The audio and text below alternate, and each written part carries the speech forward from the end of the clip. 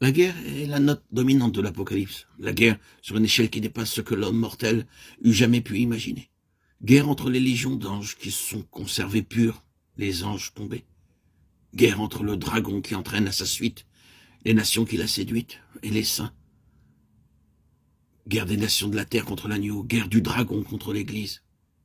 La guerre, enfin, dans ses différentes phases, et sous les aspects les plus divers, jusqu'à ce qu'enfin l'agneau soit vainqueur. Lui et ceux qui ont combattu avec lui, ceux qui sont en lui, appelés, élus et fidèles. Apocalypse 17, 14. Le monde approche du temps de la fin qui est caractérisé dans l'Apocalypse par la séduction générale de tous les habitants de la terre. Séduction des nations et des individus sur une si vaste échelle que Satan dominera sur toute la terre. Avant que sa domination atteigne son apogée, il doit y avoir quelques périodes préliminaires où son activité se manifeste par l'erreur et le mensonge semé à profusion au sein de l'humanité, dans l'Église et au dehors. Ces séductions dépasseront la mesure ordinaire d'erreur et d'aveuglement dans laquelle se trouve plongé le monde irrégénéré.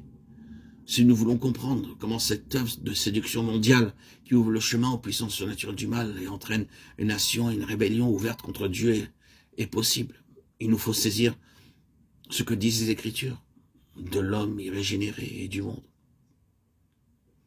Dans l'Apocalypse, Satan est appelé le séducteur de toute la terre. Et il est bien cela, le séducteur dès le commencement. Nous savons que tout le monde est soumis à la puissance du malin.